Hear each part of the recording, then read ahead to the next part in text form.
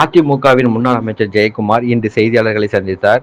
இந்த செய்தியாளர் சந்திப்பின் பொழுது அதிமுகவினுடைய முன்னாள் அமைச்சர் செங்கோட்டையன் கட்சியிலிருந்து நீக்கப்பட்டது சம்பந்தமாகவும், எஸ்ஐஆர் சம்பந்தப்பட்ட கேள்விகளுக்கும், அதிமுக தாவேகா உடனான கூட்டணி குறித்தும் போன்ற பல்வேறு கேள்விகளுக்கு பதிலளித்தார். அதனுடைய முழு தொகுப்பு இதோ.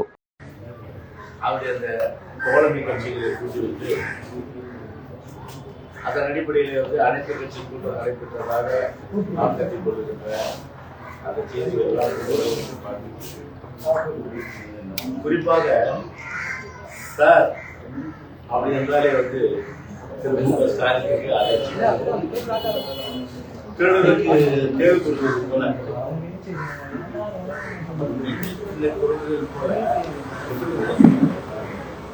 அந்த மாதிரி பார்த்தீங்கன்னா இன்னைக்கு ஒரு அச்சப்படுவது பயப்படுவது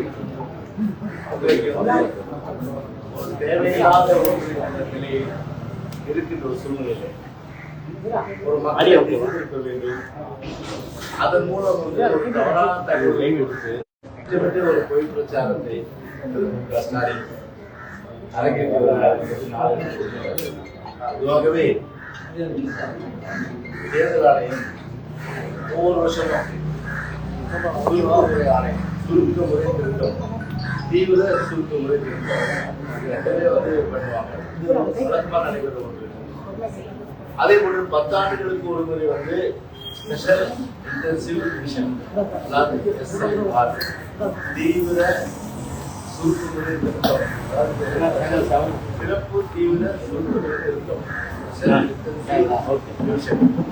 இந்த ரிவிஷன் 10 ஆண்டுகளுக்கு ஒரு முறை பண்றது வழக்கம். ஆனால் கடந்த 2002-4 ஆண்டுகளிலே இந்த SIR சொல்லக்கூடிய சிறப்பு தீவிர திருத்தம் செய்யப்பட்டு அதன் பிறகு நடைபெறவில்லை. 2002-2004 ஆண்டு காலகட்டத்தில் யார் மத்தியில் அன்றைக்கு ஆட்சியில் பிஜேபி அமைச்சர்களே அன்றைக்கு திராவிட முன்னேற்ற கழகம் அப்பெல்லாம் அதை சார் இருக்கல. கிட்டத்தட்ட 49,000 வாக்குகள் அதுக்கு நீக்கப்பட்டது. இது ஒரு நல்ல ஒரு தேர்தல் ஆணையம் பொறுத்தவரை நாங்கள் ஏன் ஆரம்பிக்கிறோம்னா நல்ல விஷயம். நம்பிக்கைத்தனம் எதுக்குமே தர மாட்டோம். ஆனால் அதே நேரத்தில் ஒரு நல்ல விஷயம். இறந்தவர்கள், குடிபெயர்ந்தவர்கள்லாம் பார்த்தீங்கன்னா இங்கிருந்து மூணு குடிபெயர்ப்பாங்க, நிரந்தரமா குடியேறிட்டு இருப்பாங்க. அவங்க இங்கே தமிழ்நாட்டில் இருக்க மாட்டாங்க. அதுக்கப்புறம் விலாசம் இல்லாத விலாசம் இப்படியெல்லாம் பார்த்தீங்கன்னா பல முறை தேர்தல் ஆணையம் கழகத்தின் சார்பில் அதே போல தேர்தல் ஆணையம் கழகத்தின் சார்பில் கலெக்டர் நிர்வாகிகள் நாங்கள் எல்லாமே போய் கலந்து கொண்டு எவ்வளவு சொல்லியும் கூட இறந்தவங்களை நீக்குங்க, நிரந்தரமா இங்க இல்லாதவங்க, விலாசம் இல்லாதவங்க அவங்கள நீக்குங்க, டபுள் என்ட்ரி 2 இடத்துல ஓட்டு வச்சிருப்பான், ஒரு இடத்துல தான் அவங்களுக்கு ஓட்டு இருக்கணும், அதை பார்த்து பண்ணுங்க. இந்த மாதிரி பல விஷயங்கள் மாநில தேர்தல் இந்திய தேர்தல் சொல்லி அது ஒரு செவிடலுக்கான சங்கு போல எந்த விதமான ஒரு நடவடிக்கையும் இல்லை. நாங்கள் சொல்லி பார்த்துட்டோம். சரி, ஒரு ஒரு ரேண்டமா ஒரு சாம்பிளுக்கு நம்ம டெஸ்ட் எடுத்து சொல்லிட்டு நம்ம பொதுச்செயலாளர் ஒரு அறிவுறுத்தி எல்லா சென்னை மட்டும் சட்டமன்ற தொகுதி, அது ராயபுரம், சிவிகே நகர், சில தெற்குகளுக்கு மாவட்டம், ராயபுரத்தில் மட்டும் 1700 வாக்குகள். 1700 வாக்குகள் என்பது 10 பூத்துல தான். மொத்தமே பார்த்தீங்கன்னா வாக்குகள் 1,90,000. அது வாக்குச்சாவடி பார்த்தா 181. ஆனா அதுல பார்த்தீங்கன்னா எவ்வளவு 1700 வாக்குகள் 10 வாக்குச்சாவடியில கணக்கு புரியுதுங்களா? 10 வாக்கு. அப்போ 10 வாக்குச்சாவடிகள் 1700னா 100 வாக்குச்சாவடிகள்ல 17,000. அப்ப 71 வாக்குச்சாவடியில ஒரு 10,000. அப்போ ராயபுரத்தில் மட்டும் 25,000 ஓட்டு இறந்தவர்கள், குடிபெயர்ந்தவர்கள், விலாசம் இல்லாதவர்கள் இப்படி இருக்கிறாங்க.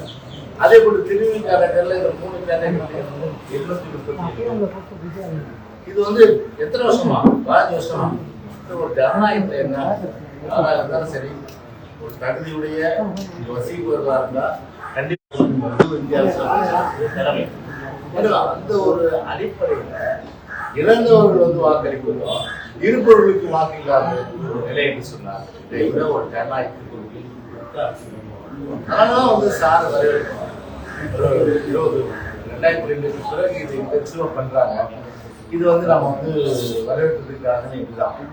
உதாரணத்துக்கு டி நகர் தொகுதியில தேவராயநகர் தொகுதி அந்த தொகுதியை பொறுத்தவரை கிட்டத்தட்ட வந்து பல பேருக்கு வந்து பார்த்தீங்கன்னா அந்த இடத்துல இல்லை. கிட்டத்தட்ட வாக்குகள் எல்லாம் இல்லாத ஒரு சூழல். அந்த இது ஆளே இல்லாத சொன்ன வாக்குகள் சொன்ன உடனே சோகத்தை உயர்நீதிமன்றம் சொல்லி எலெக்ஷன் வந்து பெட்டிஷன் நாங்கள் வந்து தீவிர திருத்தம் நாங்கள் பண்ணும்போது இதை நாங்கள் கவர்மெண்ட் போடுறோம். ஆர்கே நகர்ல 44,000 ஓட்டுல 31,000 ஓட்டு வந்து நீங்கிட்டோம். தேர்தல் கமிஷன் நாங்கள் வந்து ரெப்ரசன்டேஷன் கொடுத்த பிறகு இப்போதான் சமீபத்தில் 31,000 அப்போ ஒவ்வொரு தொகுதியும் போட்டு போக முடியுமா? நான் கேட்குறேன். 234 தொகுதியும் போட்டு போக முடியுமா? யாருடைய வேலை? யார் இந்த வேலை செய்யுது? எலெக்ஷன் வந்து செய்யணும். அதனால தான் வந்து இப்போ அதே போல் வந்து பார்த்தீங்கன்னா வந்து கரூரில் 10,000 ஓட்டு. பொதுச் செயலாளர் ஓட்டுலேயும் பார்த்தீங்கன்னா இறந்தவர்கள் குடிபெயர்ந்து இல்லவே இல்லை. அவங்களும் அங்கே எடுத்துட்டு வருவாங்க. அதையும் வந்து சரி செய்யணும்.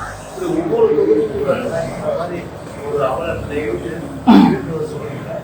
அதெல்லாம் வந்து ஒரு எலெக்ஷன் கமிஷன் லைஃப்ல ஒரு சரியான ஒரு நேரமாக இந்த ஸ்பெஷல் இன்டென்சிவ்யூஷன் நீங்க பேசுறது எடுக்கிறது ஒரு நல்ல விஷயம். எனவே ஒரு வெளிப்படைத்தன்மையோடு உண்மை தன்மையோடு வாக்களிக்கின்ற அந்த உரிமை இருக்கும் என்ற அடிப்படையில் இந்த மாதிரி இருக்கிறோம். ஆனால் இது எதுக்கு வந்து திமுக வந்து பயப்படணும்? நல்ல ஓட்டு போட்டு பூத்தை வந்து கேப்சர் பண்ணுறதும் பூத் இது கேமராவை பூத்தில் இருந்து கேமரா ஓடிக்கிறதும் இதுதானே வந்து திமுகவுடைய வேலையாக இன்னைக்கு. உதாரணத்தை எடுத்துங்க, உள்ளாட்சி தேர்தல் நடந்தது. இந்த உள்ளாட்சி தேர்தல் நடந்த சூழ்நிலையில் அன்னைக்கு அதாவது பிப்ரவரி வந்து 2022 வருஷம் அன்னைக்கு கள்ள ஓட்டு ஒரு வீட்டில் அதாவது 49 ஓட்டு திமுக சார்ந்தவர் ஒரு சமூக விரோதி. அவர் மேல பல வழக்குகள் இருக்கு. அதாவது வந்து டாஸ்மாக் சரக்கு கள்ள வியாபாரம் செய்வது, அதே போன்ற அடிக்கடி இந்த வழக்குகள்லாம் இருக்கு. இந்த வழக்குகளுடைய ஒரு சமூக விரோதி திமுக ஸ்டாலின்னு சொல்லி திமுக இருக்காரு. எப்படிப்பட்டவங்க திமுக இருக்காரு. அவரை ஃபிக்ஸ் பண்ணி ஒவ்வொரு இடத்துல நடந்தது. ஃபிக்ஸ் பண்ணி ஒரு பூத்தா அது எவிடன்ஸே நான் வந்து பத்திரிகைலாம் கொடுத்துருக்கேன். ஒவ்வொரு பூத்தா அதே காலப்படி போட்டு ஆந்திராவில் தான் நீங்க பார்த்துருக்கீங்க. இந்த மாதிரி காட்சிகளை போவாங்க, நேரம் பாட்டில் அடிப்பாங்க, எல்லா ஆஃபீஸர்ஸ் ஓடிடுவாங்க, டக்கு டக்கு டக்கு கொடுத்துருவாங்க,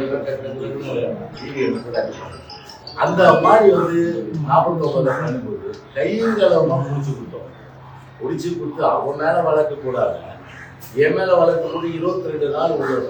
அப்போ ஒரு பானை சோத்துக்கு ஒரு சோறு படம் என்ற அடிப்படையில் எப்படிப்பட்ட அந்த கள்ள வாக்குகள், அதாவது வந்து குடிபெயர்ந்தவர்கள், இறந்தவர்கள், அதே போன்று எல்லாருமே வந்து அன்னைக்கு கள்ள ஓட்டு போடுறாங்களா? அது வந்து பார்த்தீங்கன்னா திமுக அடிப்படையில் தானே நம்ப வேண்டியது இருக்கு. இப்போ ஏன் பயப்படலாப்போ? உங்களுக்கு வந்து பூத் லெவல்ல வந்து ஒரு ஆபீசர் வந்து கவர்மெண்ட்ல இருந்து எலெக்ஷன் கமிஷன் வந்து அவங்க வீடு வீடா போவாங்க. அவங்க கூட போறதுக்கு வந்து பிஎல்ஏ 2 இருக்காங்க. ஒவ்வொரு கட்சிக்கும் பிஎல்ஏ 2 நான் சொல்றது நியாயமா நியாயம் இல்லை. தேவையில்லாத ஒரு பயம் தானே இது. மக்களை திசைக்கிறதுக்கு பிஎல்ஏ 2 இருக்காங்க. 2 கட்சிக்கும் பிஎல்ஏ 2 இருக்காங்க. 4ஆம் தேதி ஸ்டார்ட் பண்ணி அடுத்த 4ஆம் தேதி வரையில இது நடக்க போகுது. நவம்பர் 4ல இருந்து டிசம்பர் 4 வரல. அப்போ ஒரு பிஎல்ஏ சரியா பண்றாங்களா இல்லையா கண்காணிங்க. அவங்க தப்பு பண்ணா அப்பீல் பண்ணுங்க. இருக்கிறவங்களை நீக்கிட்டாங்க, சரியா பண்ணலாங்க, வீட்டுக்கே வரலாங்க அப்படின்னு சொல்லி கம்ப்ளைண்ட் கொடுங்க. அது வந்து நியாயமான ஒன்று. அது ஆப்பர்ச்சுனிட்டி கொடுக்கலன்னா நீங்க வந்து ஒரு சர்வாதிகாரமா வந்து எலெக்ஷன் பண்ணுறதுன்னு சொல்லலாம். ஒவ்வொரு கட்சிக்கும் பார்த்தீங்கன்னா கிட்டத்தட்ட 64,000 பூத்து இருக்குது. 64,000 தமிழ்நாட்டில் பூத்துக்கு வந்து பிஎல்ஓ இருக்காங்க. பிஎல்ஏ 2 வந்து எல்லா கட்சியிலும் கொடுத்துருக்காங்க. பிஎல்ஏ 2க்கும் வந்து ட்ரைனிங் ப்ரோக்ராம் கொடுத்துருக்காங்க. பிஎல்ஓக்கும் வந்து அவங்க ட்ரைனிங் ப்ரோக்ராம் கொடுத்துருக்காங்க. அப்போ கட்சி சார்பில் வந்து அவங்க விழிப்பாக இருந்து தங்களுடைய வாக்குகள் எல்லாம் வந்து சரியா இருக்கா, அப்புறம் வந்து பிஎல்ஓ சரியா பணி பண்றாங்களா, வெளியில வாக்கு நீக்கிறாங்களா, அதை அப்பீல் பண்ணுங்க, அப்பீல் பண்ணுங்க. இந்த மாதிரி ஒரு கொஸ்டின் அப்புறம் வந்து கால நீடிப்பு. எதுக்கு இந்த கால நீடிப்பு? ஒரு மாசம் என்ன, ஒரு மாசத்துல செய்ய போறாங்க. இது என்ன, ஒரு பிஎல்ஓ வந்து சென்னையில இருக்க கிட்டத்தட்ட 16 தொகுதிக்கு போறாரு. ஒவ்வொரு பாகத்துக்கும் ஒரு பிஎல்ஓ இருக்காங்க. பாகம் மீன்ஸ் வந்து வாக்குச்சாவடி. அந்த வாக்குச்சாவடிக்கு பிஎல்ஓ இருக்காங்க. அதே போன்று பிஎல்ஓ இருக்காங்க, பிஎல்ஓ 2 இருக்காங்க. அப்படி இருக்கும்போது பார்த்தீங்கன்னா 1200 ஓட்டு வச்சுக்கணும் ஒரு வாக்குச்சாவடி. அதிகபட்சமா 1200 ஓட்டு போது மொத்தம் எத்தனை வீடு வரும்? 300 வீடு வரும். 300 வீடு தான் வரும். அந்த 300 வீட்டுக்கு போறதுக்கு எவ்வளவு நாள் ஆகுங்க? அந்த டிவிஷன்ல அந்த வாக்குச்சாவடி 300 வீடுக்கு போடு. நியாயமான கேள்வியே இல்லையா? 300 வீடுக்கு போறதுக்கு எத்தனை நாள் ஆகும்? உங்க பிஎல் 2 அனுப்புங்க கூட 300 வீடு செக் பண்ணுங்க. வேண்டும் என்று அதை தள்ளி வைக்கிறது. அப்ப இதுல இருந்து என்ன புரியுது? இவ்வளவு காலமா வந்து அதை கண்ட ஓட்டையும் இறந்தவர்களை நம்பியும் குடிகளை நம்பியும் நிரந்தரமா இங்கிருந்து போகணும் நம்பி இருக்குன்னு அந்த வாக்குகளை நம்பிதான். அதுதான் வந்து இன்னைக்கு வந்து ஒரு நிதர்சனமான உண்மை என்பது இன்றைக்கு மாநிலத்துக்கு இன்னைக்கு வந்து ஸ்டாலின் வந்து துதிக்கின்ற ஒரு நிலைமை இருக்கு. ஏன்னா இவரு சொல்றாரு, வாரிசு பார்ட்டி நாங்க வந்து சுப்ரீம் கோர்ட் போவோம், நீங்க வந்து இது வேணாம் போங்க, நாங்க சார் வேணும்னு போவோம், நீங்க சார் வேணான்னு போங்க, நாங்க சார் வேணும்னு நாங்க போவோம், விட போறீங்க. ஏன்னா உங்களுக்கு பாத்தீங்கன்னா வந்து நீங்க மக்களை நம்பல, கள்ளவாக்குகள் நம்பிதான் நீங்க இருக்கிறீங்க. அதுக்கு வந்து சரியான நேரம் இன்னைக்கு வந்து ஒரு ஆப்பு வந்து இன்னைக்கு வந்து எலெக்ஷன் கமிஷன் இருக்கிறவங்க இன்னைக்கு வந்து வீடு வீடா போய் செக் பண்ணணும். உங்களுக்கு வந்து நொதி கட்சி மாதிரி கொதிச்சு இன்னைக்கு கொதிச்சுட்டு. அதனால எல்லா தொகுதியிலும் இன்னைக்கு தமிழ்நாட்டை பொறுத்தவரை இன்னைக்கு இறந்தவர்கள், குடிபெயர்ந்தவர்கள், விலாசமில்லாதவர்கள், வேறு தொகுதிக்குரியவர்கள், தமிழில் சொல்வார்கள், இதெல்லாம் இருக்க வேண்டும் என்பதற்காகவே இன்னைக்கு வந்து பாத்தீங்கன்னா இந்த சார் வந்து இன்னைக்கு வந்து பார்த்தாங்க. நாளைக்கு 4ஆம் தேதி சார் வந்து இன்னைக்கு. அதனால சுப்ரீம் கோர்ட்டை பொறுத்தவரை வந்து அவர்கள் வந்து வேணும் என்று அறிவித்தார். நாங்கள் வந்து அவர்கள் வேண்டாம் என்று அறிவித்தால் நாங்கள் வேணும் சார் அனுபவம் என்பது இந்த நேரத்தில் எஃப்ஐஆர் மூலமாக குடியுரிமை திருத்த சட்டத்தை அமல்படுத்த போவதா நேற்றைய தினம் பேசக்கூடிய அனைத்து கட்சிகளும் சொல்றாங்க. இல்ல, அதெல்லாம் வந்து ஒரு திசை திருப்புற ஒரு விஷயம். அதனால திசை திருப்புற விஷயங்கள் எப்போதுமே இந்த திமுகவுக்கு கைவந்த கிடைக்கும். உடனே பார்த்தீங்கன்னா வந்து ஆள்கோட்டை பூபதி மாதிரி உடனே எல்லாம் ஆள் பார்ட்டி மீட்டிங், ஆள்கோட்டை பூபதி இல்லையா, ஆல் பார்ட்டி மீட்டிங், எதுக்கெடுத்தாலும் ஆல் பார்ட்டி மீட்டிங். அது ஆல் பார்ட்டி மீட்டிங்கு ஒரு அர்த்தம் இல்லாமல் இருக்கு. என்ன இது எலெக்ஷன் முறையிடுங்க, முறைகேடுந்தா சுப்ரீம் கோர்ட்ல போய் முறையிடுங்க, உச்சநீதிமன்றத்தில் முறையிடுங்க. அதை வந்து மக்களை வந்து உங்க ஓட்டு எடுத்துருவாங்க, இவங்க ஓட்டு எடுத்துருவாங்க, இவங்க ஓட்டு எடுத்துருவாங்க அப்படின்னு ஒரு வேணும் என்று ஒரு பயத்தை, ஒரு குரலை வந்து எல்லா தரப்பிலும் வந்து உருவாக்கி அதன் மூலம் ஒரு ஆதாயம் பெறுகின்ற அளவுக்கு இன்றைக்கு வந்து ஆளும் இந்த திமுக அரசு, திராவிட முன்னேற்ற கழகம், திமுக ஸ்டாலின் இன்றைக்கு நிச்சயமாக எடுபட போகிறது. வருகின்ற தேர்தலை பொறுத்தவரை பார்த்தீங்கன்னா ஒரு நியாயமான, நேர்மையான, உண்மைத்தன்மையோடு, வெளிப்படைத்தன்மையோடு வாக்காளர் பட்டியல் அமைகின்ற ஒரு சூழ்நிலை நிச்சயமா அமையும். எனக்கு பார்த்துங்க, நீங்க 2004 வந்து 49 லட்சம் வாக்குகள் எடுத்தாங்கன்னா இப்போ வந்து இந்த இன்டென்சிவ் டிவிஷன் பண்ணும்போது பல லட்சம் வந்து இந்த மாதிரி இருந்தவங்க குடிபெயர்ந்தவர்கள் நிச்சயமா வந்து அவரெல்லாம் வந்து வாக்காளர் இல்லாதவங்க எது எப்படின்னாலும் சரி சொல்றாங்க. 1 கோடி வாக்காளர்கள் நீங்க பாஜக அந்த மாதிரிலாம் யாரும் நீக்க முடியாதுங்க. அதாவது இதுக்கு பாஜக சம்பந்தம் இருக்கு. எலெக்ஷன் கமிஷன் பண்ற வேலை. எலெக்ஷன் கமிஷன் வந்து பொதுவாக பார்த்தீங்கன்னா அவங்கள பொறுத்தவரை பார்த்தீங்கன்னா வந்து ஒரு ஆப்பர்ச்சுனிட்டி வந்து அப்பீல் ஒரு ஆப்பர்ச்சுனிட்டி கொடுக்குறாங்க. அந்த அப்பீல்ன்ற ஆப்பர்ச்சுனிட்டியை வந்து கொடுக்கும்போது அப்போ என்ன ஆகுனா பொதுவாக நீங்கள் போய் அப்பீல் பண்ணலாம். உங்கள் வாக்கு வந்து நியாயமாக வந்து இருக்கிற பட்சத்தில் இருக்கும்போது நீங்கள் இல்லாத எப்படி இருக்காது. அதனால் அந்த ஆப்பர்ச்சுனிட்டி இல்லைன்னா பரவாயில்ல. அப்பீல்ன்ற ஒரு ஆப்பர்ச்சுனிட்டி கொடுக்குறாங்க இல்லையா, கொடுக்கும்போது வந்து அதை வந்து நம்ம நிச்சயமாக வந்து அதை வந்து குறை சொல்ல முடியாது. வேண்டும் என்று பார்த்தீங்கன்னா இன்டர்வியூ வந்து ஒரு பொய் பிரச்சாரம் செய்து மக்களை ஏமாற்ற செய்தாங்க. நான் வந்து ஒரு பிஜேபிக்கு யாருக்கு நான் வந்து வட்டத்து வாங்குறேன். என்னை பொறுத்தவரை எலெக்ஷன் கமிஷன் ஏன்னா ஆண்டாண்டு காலமா நாங்கள் வந்து பல வருஷமா நாங்கள் வந்து இந்த முன்மொழிவை வச்சிருக்கோம் எலெக்ஷன் கமிஷன்ல. ஆனா இதெல்லாம் ஒண்ணுமே கேட்காத சொல்ல. இப்போ அதனால என்னுடைய ஆரம்பத்தில் நான் சொன்னேன் ஒரு தொகுதியிலே எப்படி இருக்கு பாருங்க. இப்போ பார்த்தீங்கன்னா வந்து இதுல ஆர்கே நகர்ல அதே போன்று பல தொகுதிகளில் இந்த மாதிரி ஓட்டு போட்டிருக்கலாம். அதுவும் ஒரு காரணமா இருக்கலாம். அதுவும் ஒன் ஆஃப் த ரீசனா இருக்கலாம். வேற ரீசன்கள் காரணங்கள் இருந்தாலும் கூட அதுவும் ஒரு காரணமா அதனால வந்து அவங்க தெரியுது யாரெல்லாம் வந்து செத்து போயிட்டா, யாரெல்லாம் வந்து இருக்கிறாங்க, யாரெல்லாம் இருக்குது. அதனால எல்லா லெவலையும் வந்து உள்ள துட்டு படங்கள்லாம் எல்லாம் விளையாடி எல்லா விளையாட்டும் விளையாடுறாங்க. அதனால என்னை பொறுத்தவரை பார்த்தீங்கன்னா ஒரு வெளிப்படைத்தன்மையோட ஒரு உண்மையான பட்டியல் வந்து வெளிவருவதற்கு இவர்களே வந்து பயப்படணும். அதான் என்னுடைய கேள்வியும் கூட.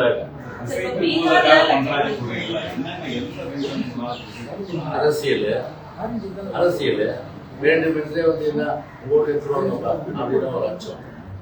யாரோடய இருக்க முடியாது, யாராலையும் எடுக்க முடியாது. அது மட்டும் ஒரு நாங்கள் முழு உறுதி தரோம். யார் ஓட்டையும் எடுக்க முடியாது, யாராலையும் எடுக்க முடியாது. அப்படிப்பட்ட நிலைமை தான்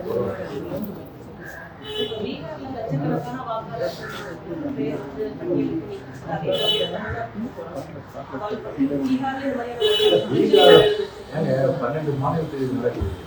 12 மாநிலத்துக்கு வந்து நடக்கும்போது பீகார் வந்து தமிழ்நாடோட ஒப்பிடுவாங்க. பீகாரோட தமிழ்நாடோட ஒப்பிடுவாங்க. பொதுவாக பார்த்தீங்கன்னா அவங்க வந்து ஒரு வயது வந்து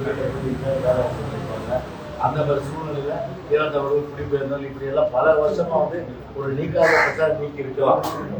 அப்போ எலெக்ஷன் கமிஷனை மீட்டிங் நடத்துறதுக்கு சொன்னாங்க. அந்த மாதிரி வந்து பார்த்தீங்கன்னா இப்போ சொல்றாங்க இல்லையா, இதே வந்து ஆர்எஸ் பாரதியோ என்ன விதமாக கூட அந்த மீட்டிங் நடத்த மாட்டாரு. அன்னைக்கு அதை சொல்றாங்க. இந்த மாதிரி பீகார் விஷயத்துல ஒரு அப்பீல் கூட வரல. ஒரு அப்பீலும் வரலையே, ஒரு அப்பீலும் வரலையே, அப்பீலும் வரல. அப்போ வந்து அது வந்து என்ன விளம்பரமோ அங்கே வந்து ஆர்எஸ் பாரதியை வந்து அது சொல்ல வேண்டியது எந்த இடத்துல நீங்க சொல்றீங்க ஒன்று சொல்லியாத. அதனால ஒரு அரசியல் ரீதியாக இது வந்து மக்களை குழப்பி திசை திருப்பி இந்த மாதிரி வந்து ஒரு ஆதாயம் பெற வேண்டும் என்பதற்காகத்தான் இந்த மாதிரி வந்து ஒரு அனைத்து கட்சி கூட்டம் உச்ச நீதிமன்றம் போட்டு நீங்கள் போங்க, நாங்கள் வரோம். நீங்கள் எங்கே போறீங்க? அது வந்து கட்சி முடிவு செய்யணும். மூலி வாக்காளர்கள் நீக்கப்பட வேண்டும். தமிழ்நாட்டில் வட இந்திய மாநிலங்களை சேர்ந்த அவங்க இங்கேயே எல்லா வாக்குகளும் வாங்குறாங்க. அவங்க இங்கேயே வாக்கு போது வரக்கூடிய தேர்தல் மாநிலங்களை சேர்ந்தவர்கள்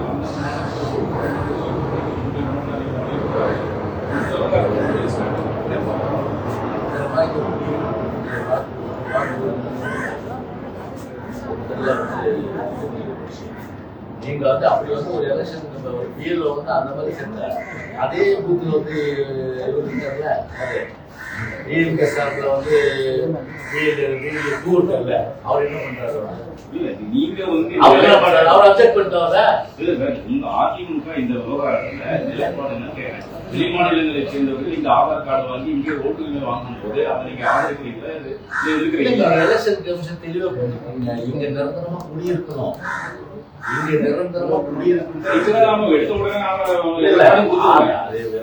ஆதார ஒரு அடையாளமா வச்சிருக்கேன்னு சொல்லிட்டாங்க.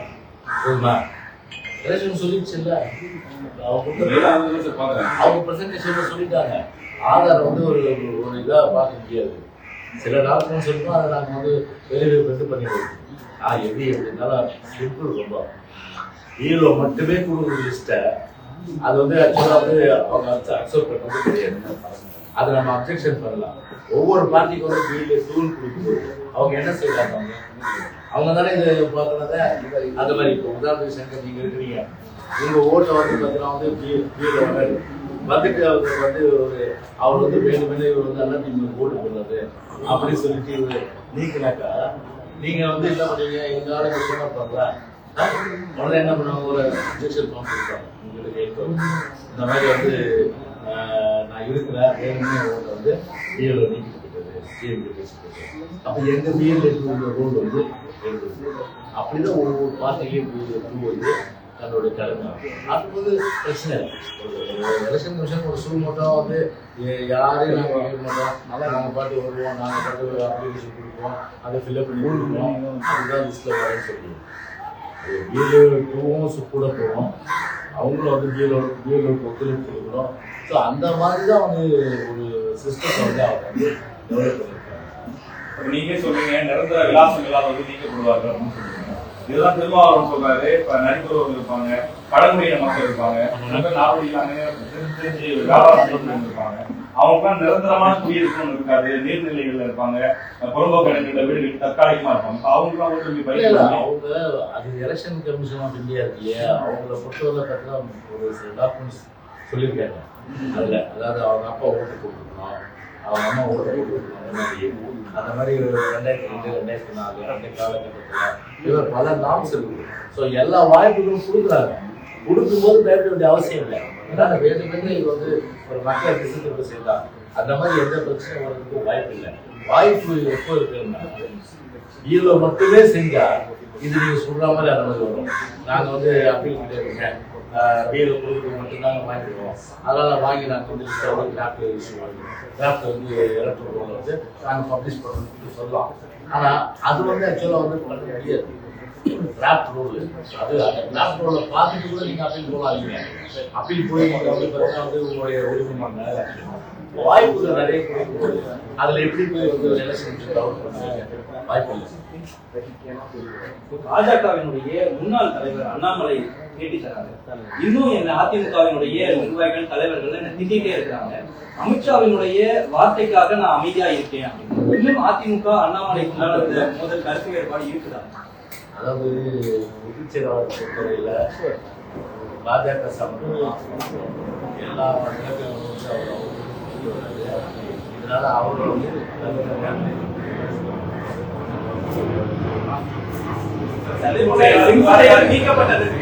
செங்கோட்டை நீக்கப்பட்டதற்கு கொங்கு மண்டலத்திலேயே அதிமுகவினுடைய வாக்குகள் சராசரியா குறையும் அப்படின்னு ஓபிஎஸ் டிடிவி எல்லாருமே சொல்றாங்க. இந்த நேரத்தில் தான் அவர் பொதுச் செயலர் சொல்லிட்டாரு. திருப்பி வந்து என்கிட்ட போய் நேற்றெல்லாம் வந்து கிட்டத்தட்ட வந்து 15-20 நிமிஷம் இருக்கான் போயிட்டு வந்து தெளிவாக இருந்தாங்க. அவர் கொடுத்துட்ட பிறகு நான் அதை பற்றி சொல்றது வாரிசு அரசியல் எங்கேயே இருக்கு அப்படின்னு அது வாரிசு அரசியல் நீங்க எந்தது கிடையாது. அதே நேரம் சொல்றதுனால பொதுச்செயலாளர் வந்து அதுக்கு ஒரு விளக்கம் கொடுக்க ரொம்ப கவலைப்படுறாங்க. செங்கோட்டை யாருடைய தூண்டுதல் அப்படி செயல்படுறாரு சார்? திமுகவா இல்ல பாஜக பின்னாடி ஜெயிக்கணும்னு சொல்லி சொல்றாங்க. அவர் அடிக்கடியான டெல்லி போயிட்டு முக்கிய தலைவர்கள் சந்திச்சுட்டு வராரு. டெல்லிக்கு ஒரு ரெஜிஸ்ட்ரேஷன் தான் செங்கோட்டையை செயல்படுறாரு. அவரை பார்த்து நீங்களே கேள்வி கேளுங்க. அவரே சொல்லுவாரு யாருடைய தூண்டுதல் நீங்க வந்து பண்றீங்கன்ட்டு. நான் எனக்கு எப்படி தெரியும்? உங்களை போல நானும் டிவி பார்த்துறேன். நேற்று டிடிவி தினகரன் அவர்களும் எடப்பாடி பழனிசாமி அவர் வெளியிட்ட அந்த டேப் மூலமா காமிச்ச அந்த வீடியோ போல இவரும் காட்டுறாரு. எனக்கு நான் கட்சி விட்டு நீக்கினதா அப்படின்னு எடப்பாடி சொல்றாரு. மீண்டும் எனக்கு ஆதரவா அவர் தானே பிரச்சனை பண்ணாரு, இந்த மாதிரியான ஆதாரங்கள்லாம் சொல்றாரு. இதை எப்படி பார்க்கணும்? பேசி இல்ல நடக்க போறத பாருங்க. பிரதமர் மோடி குற்றச்சாட்டு வைக்கிறாரு, பீகார் மக்கள் தமிழ்நாட்டுல திமுக அரசால துன்புறுத்தப்படுறாங்க அப்படின்னு சொல்றாரு. அந்த குற்றச்சாட்டு உண்மை இருக்குன்னு நினைக்கிறீங்களா? அது பொய்யா? பிரதமர் நரேந்திர மோடி பீகார் பிரச்சாரத்தை சொல்றாரு சார். பீகார்ல இருந்து தமிழ்நாட்டுல போய் வேலை பார்க்கக்கூடிய உழைக்கும் மக்கள் தமிழ்நாட்டுல திமுகவால துன்புறுத்தப்படுறாங்க அப்படின்னு சொல்லி பிரதமர் என்ன கேக்குறீங்க நீங்க? அவர் சொல்றது திமுக பீகார் மக்கள் கஷ்டப்படுறாங்களா? திமுக துன்புறுத்துதா? நீங்க ஆள் இருக்கிறீங்களா?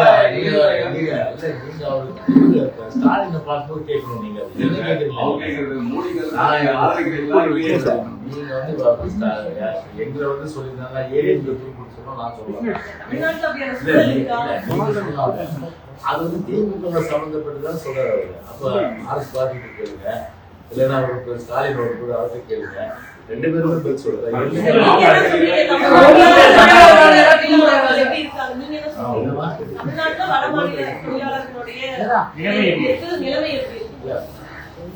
மாநிலத்தை பொறுத்தவரை சரி அம்மாக்கார சொத்து அது போடப்பட்டதில்லை.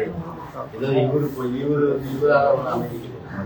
யாரு ஸ்டாலினால அமைதிக்கணும். அம்மா காலத்துக்கு தலைவர் காலத்தில் போடப்பட்ட விதை தமிழ்நாடு என்பது ஒரு சமத்துவம், ஒரு சம மத நல்லிணக்கம் இல்லையா? அதே போல சம சகோதரர்கள் அடிப்படையில் ஒன்றுபட்டு வாழுகின்ற ஒரு மாநிலம். இதுதான் எங்க கட்சியும் நிலைப்பாடு. என்னன்னா இன்னைக்கு அவங்க போடுறதுதான் திமுக பொறுத்தவரை பார்த்தீங்கன்னா வந்து வேறுபாடு காட்டுவாங்க. அது எங்களுக்கு மாறுபட்ட கட்சி கிடையாது. நாங்கள் என்றைக்குமே வந்து வேறுபாடு ஒரு ஜாதி ரீதியாவோ மத ரீதியாவோ இன ரீதியாவோ யாரையும் வந்து வேறுபாடு காட்டுறது கிடையாது. ஆனால் திமுகவுக்கு அது கைவந்த கலை. அதாவது எழுத்தாளர் சூழ்ச்சி, அதே போன்று ஒரு சாரார் வந்து வாக்கு அளிக்கிறதுனா அந்த சாரார் வந்து பழி வந்தது. இப்படிப்பட்ட போக்குகள்லாம் அவங்க வந்து பார்த்தீங்கன்னா வந்து மிகப்பெரிய ஒரு கைவந்த கலையாக. ஆனால் எங்களை பொறுத்தவரை பார்த்தீங்கன்னா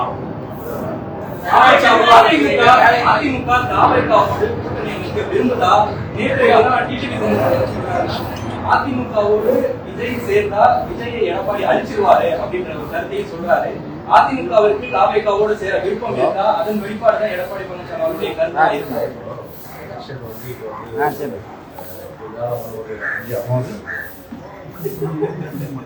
திமுக பொறுத்தவரை தான் ஆரம்பிக்கும் இல்லையா? அதுக்கு ஆட முடியாது. தேர்தலுக்கு கண்டிப்பா வந்து ஒரு 2 அமாவாசைக்கு முன்பு மாற்றங்கள் வந்து வரலாம். அரசியல் இதெல்லாம் சகஜம். அப்படி இருக்கும்போது பார்த்தா அந்த நேரத்தில் தான் நீங்க கேட்குற கேள்வி போடணும். இப்போ என்னால் எதுவும் சொல்ல முடியாது. அதனால இப்போதைக்கு பொறுத்தவரை பார்த்தீங்கன்னா எது ஒன்றாலும் சரி விஜய் அழிச்சிருவாரு அவரு கட்சி அவருக்கு கருத்து சொல்லிட்டாரு. அது வந்து நாங்கள் நீங்க சொல்லாதுன்னு சொல்ல முடியுமாங்க.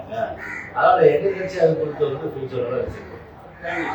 நகராட்சி நிர்வாகத்துறையில வேலை வாய்ப்பு வாங்கி தரதுல சார் நகராட்சி நிர்வாகத்துறையில வேலை வாய்ப்பு வாங்கி தரதுல 288 கோடி ஊழல்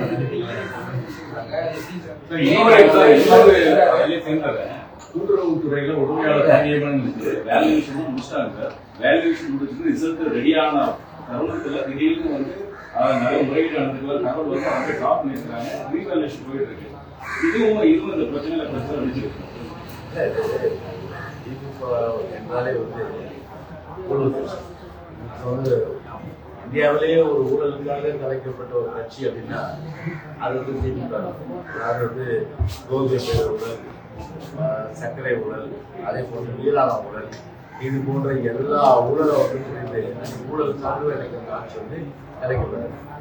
எனவே ஊழல் அப்படின்னு ஊற்றுக்கள் பார்த்தோன்னா முதல்ல வந்து தமிழ்நாட்டு அறிமுகப்படுத்துறது திமுக. அதனுடைய தொடர்ச்சியாக இவர் திரு மு.க. ஸ்டாலின் அவர்கள் எங்கும் தமிழ் எதிரும் தமிழ் என்று போய் எங்கும் ஊழல் எதிரும் ஊழல்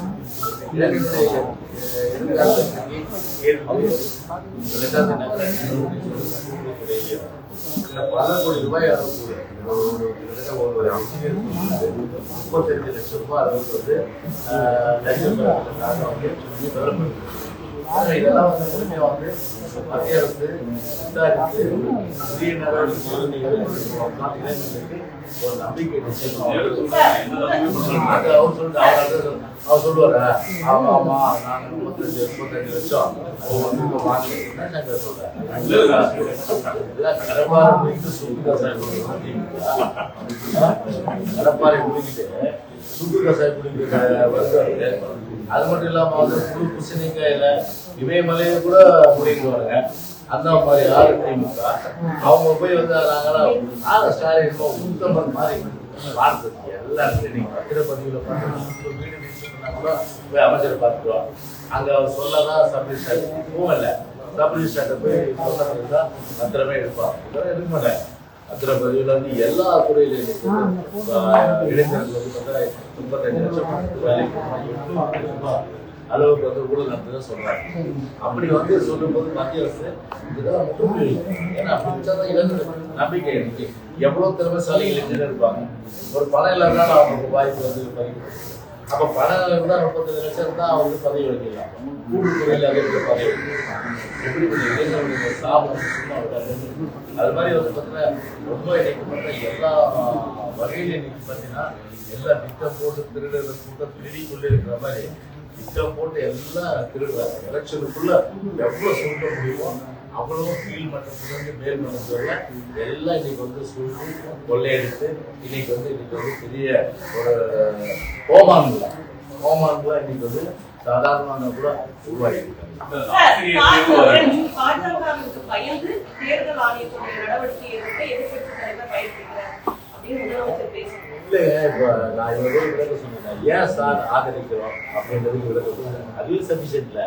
அப்போ இவர் வந்து திரும்ப ஒரு பொய்யை சொல்லுவது, திரும்ப ஒரு பொய்யை சொல்லணும். போய பஸ் பிரச்சாரம், அந்த போய பஸ் பிரச்சாரம் வந்து மக்களுக்கு ஈடுபடவில்லை. ஹிட்லர் வந்து சபையில வந்து போய பஸ் மட்டும்தான் அவன் வேலையே தான். ஹிட்லரை பத்தி பொதுவாகவே வந்து அப்படியே மக்களிடையே வந்து ஒரு பிரச்சாரத்தை வந்து ஹிட்லர் ஆஹா ஓ நல்ல ஒரு சொல்லி அப்படின்னு சொல்லி இதுதான் அவங்களுக்கு பிரதான வேலை. அந்த மாதிரி தான் இன்னைக்கு வந்து பார்த்தா ஒரு போய பஸ் பிரச்சாரத்தை தொடர்ந்து பண்ணிட்டு இன்னைக்கு மக்களை பேஸ் பண்ணுங்க. யாராவது வாக்கு நீக்கப்பட்டா தேர்தல் ஆணையத்துக்கு போங்க, சொல்லி கொடுப்போங்க. அதை விட்டுட்டு வெறுமனே பார்த்தீங்கன்னா வந்து ஒரு அறிக்கை கொடுக்குது, ஒரு பேட்டி கொடுக்குது. இதன் மூலம் வந்து ஒரு மக்களை திசைந்த ஒரு வேலையை வந்து செஞ்சா நிச்சயமா மக்கள் மத்தியில் ஈடுபடாது. இவர் பார்த்தீங்கன்னா அவரு தேவையில்லாம இவரு அந்த சீமா இப்ப எங்க கட்சி எதுக்கு வலிக்கணும், அம்மாவை எதுக்கு போயிட்டு ஆட்ட கட்சி மாட்ட கட்சி மனுஷன் நிற்கிற மாதிரி கடைசியில் வந்து இப்போ எங்ககிட்ட வந்து மோதுறாரு. எங்ககிட்ட போதும் வயசு அண்ணா நாடு உணர்வு மிக்க உணர்ச்சி மிக்க ஒரு புரட்சி தலைவர் புரட்சியில் அம்மா மிகவும் வாசம் கொண்டவர் அவர்கள் மீது வந்து வசைப்படுறார். நிச்சயமா வாங்கி என்ன வந்து வந்ததுக்கு எல்லாமே நீங்க பார்த்து பேசிட்டு இருக்கீங்க. ஒரு விஷயம் தெரியுங்க, ஒரு 6 அறிவு உள்ள மனுஷன்னா ஒரு சொல் புத்தி சுய புத்தி இல்லாத 6 அறிவு கடல்ல பேசுறவங்க ஆமல்கிட்ட பேசுறவங்க காட்டுக்கு பேசுறவங்க அப்புறம் வந்து மார்க்கெட்ல பேசுறவங்க பேசுறீங்களா? அதாவது அரை அன்னைக்கு நான் சொல்றேன் அதாவது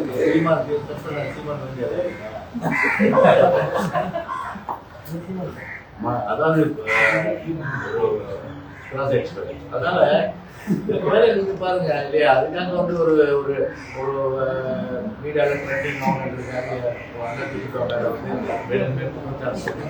இந்த மாதிரி எல்லாம் நான் கேட்டுக்கிறேன். சொல்றது தேவையில்லாம என்ன சொல்றது இல்லாத பொருளாதாரம் சொல்ல முடியாது.